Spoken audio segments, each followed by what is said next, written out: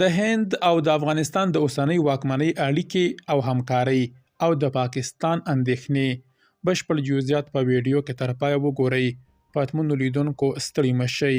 د افغانستان او هند اړیکې د سیمې په کچه له اوږدې مودې راهیسې د متقابل اعتماد، اقتصادي همکاریو او کلتوري نږدېوالي پر بنسټ ولاړې دي.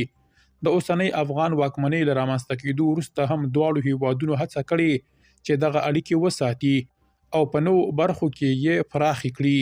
هند د افغانستان له مهمو سیمه ایزو شریکانو څخه ګڼل کېږي. د دواړو هیوادونو ترمنځ سیاسي اړیکې د متقابل درناوي او د ګډو ګټو پر اساس روانې دي.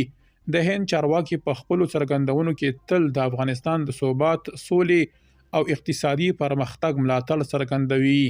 په مقابل کې د افغانستان اوسنۍ واکمنۍ د هند رول د سیمې په ثبات کې مهم بولي او د اړیکو د پراختیا غوښتنه کوي. په وروستیو میاشتو کې د دواړو هیوادونو ترمنځ د لوړپوړو چارواکو لیدنې او تماسونه زیات شوي چې دا د اړیکو د دوام او پراختیا څرګندونه کوي. هند د افغانستان له مهمو اقتصادي شریکانو څخه دی. د دواړو هیوادونو ترمنځ سوداګري په لاندې برخو کې روانه ده.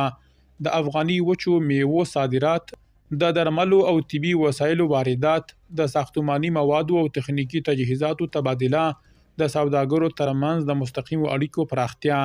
هند په تیرو کلونو کې په افغانستان کې د زیربناوو، سړکونو، بندونو، روغتونونو او تعلیمي پروژو په جوړولو کې مهم رول درلود او اوس هم د اقتصادي همکاریو د دوام لپاره لیوالتیا څرګندوي. افغانستان او هند د زرګونو کلونو ګډ تاریخي، کلتوري او تمدني اړیکې لري. د دواړو هیوادونو ترمنځ د هنري او فرهنګي تبادلو اوږد تاریخ، د زده کوونکو او پوهانو تګ راتګ، د فلم، موسیقۍ او هنر په برخه کې ګډ نفوذ.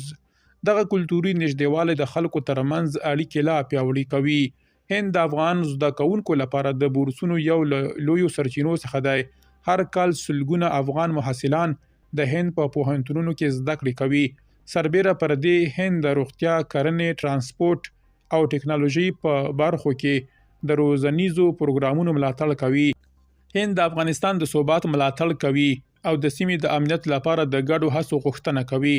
دواړه هیوادونه د ترهګرۍ، قاچاق او سیمه ایزو ګواښونو په اړه ګډې اندېښنې لري او د همکارۍ د پیاوړتیا په اړه خبرې کوي.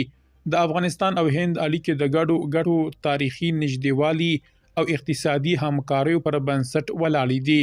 که څه هم سیمه ایز بدلونونه پر اړیکو اغیز لري، خو دواړه هیوادونه هڅه کوي چې اړیکې وساتي، پراخې کړي او د خلکو په ګټه یې وکاروي. درنو لیدونکو، له ملتیا مو مننه.